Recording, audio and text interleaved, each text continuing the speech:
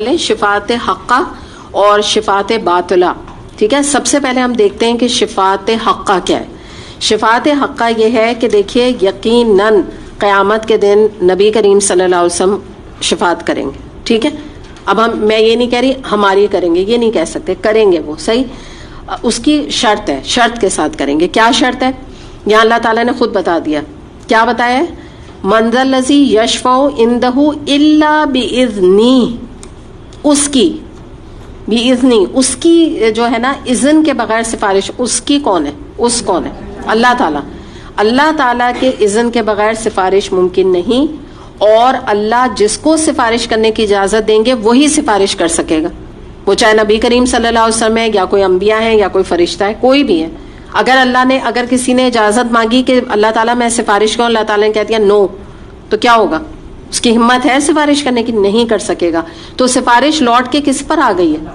اللہ پہ. اللہ کے ہاتھ میں سفارش کرنا. ٹھیک ہے، تو یہ جو ہے نا، اس کو کہتے ہیں نا، یہ یقین رکھنا کہ اللہ جو ہے وہ سفارش کا فیصلہ کرے گا، اور اللہ جس کے لیے راضی ہوگا اس کو اجازت دے گا، اور نبی کریم صلی اللہ علیہ وسلم سفارش کرنے پر قادر ہوں گے اس دن اللہ کے اذن سے.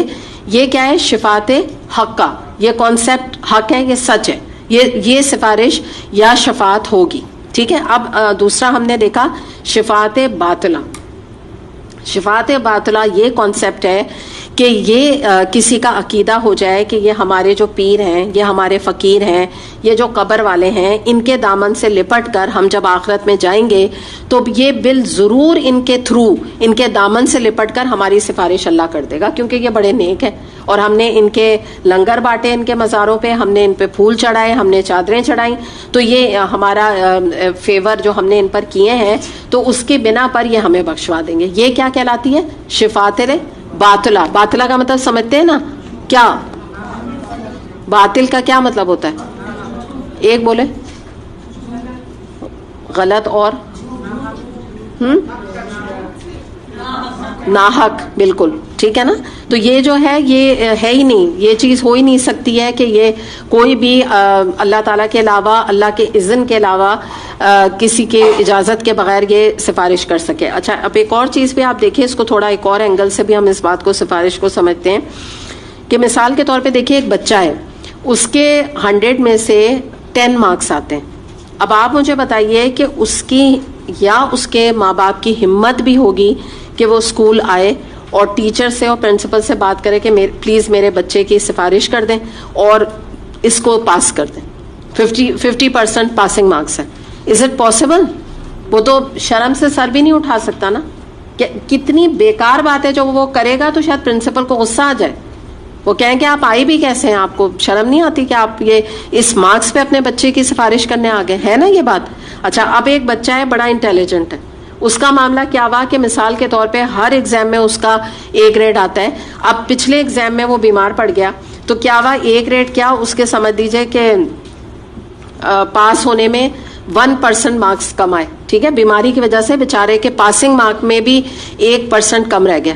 اب وہ اگر آئے گا اور اس کے ماں باپ آئیں گے اور پرنسپل سے کہیں گے کہ دیکھیں اس کے سال کے ضائع ہونے کا ڈر ہے، فلاں ڈر ہے، 3 ہے 4 میں کلاس میں، اور صرف 1% یا 1 مارک کی، بلکہ ہم پرسنٹ بھی نہیں کہیں، ہم 1 مارک کہہ لیں، یا اس کی بات ہے، تو آپ ٹیچر سے کہیں کہ آپ اس کے بڑھا دیں، آپ جانتے ہیں یہ بیمار تھا، یہ ہاسپٹلائز تھا، فلاں تھا، تو ٹیچر کا دل کیا ہوگا؟ نرم ہوگا. وہ کہیں گے ہاں یہ تو بات ہے. ریکارڈ نکال کے پرنسپل کہے گی اچھا ذرا ریکارڈ تو دکھاؤ اس کا کھول کے. ریکارڈ کھولا جائے گا تو اس میں آئے گا واؤ بھائی یہ تو ہمیشہ A گریڈ آتا رہا، ہمیشہ ایکسل کرتا رہا، کبھی بھی اس نے چھٹیاں نہیں کی سب. تو جب پورا ریکارڈ دیکھا جائے گا تو پرنسپل کیا کہے گا ٹیچر سے؟ 1 مارک بڑھا دو، اس کو پاس کر دو، یہ ڈیزرو کرتا ہے. ٹھیک ہے نا. یہ ہے شفاعت. اس طرح کی شفاعت آپ کو سمجھ بھی آ رہی ہے نا کہ ایک بندہ ہے، اس سے کوئی خطا ہو گئی، کوئی غلطی ہو گئی، اس کے کوئی مارکنگ میں کمی ہو گئی، تو اس کی شفاعت ہو جائے گی کہ اس کا جو پرانا ریکارڈ جب کھول کے دیکھا جائے گا تو آگا بڑا اعلیٰ ریکارڈ ہے. کہیں کہیں کوئی چھوٹی موٹی اس کی غلطیاں ہیں، کہیں کہیں کوئی اس سے خطائیں ہو گئی ہیں، تو کیا ہوگا؟ اس کی شفاعت نبی کریم صلی اللہ علیہ وسلم اجازت مانگیں گے اللہ تعالیٰ سے پہلے. اللہ تعالیٰ نے اجازت دی تو ہو جائے گی شفاعت. تو بات بھی سمجھ آتی ہے نا.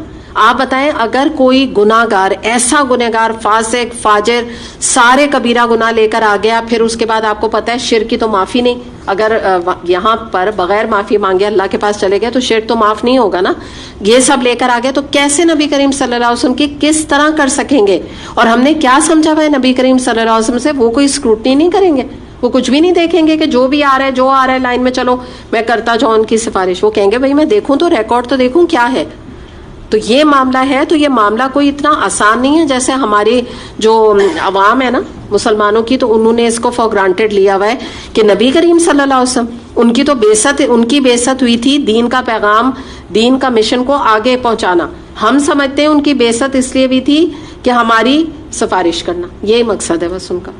ہمارا کوئی نہیں کام، ہمارا مقصد نہیں، ہماری حیات کا کیا مقصد ہے یہ نہیں، نہ کوشش کرتے ہیں جاننے کی نہ پتہ ہے.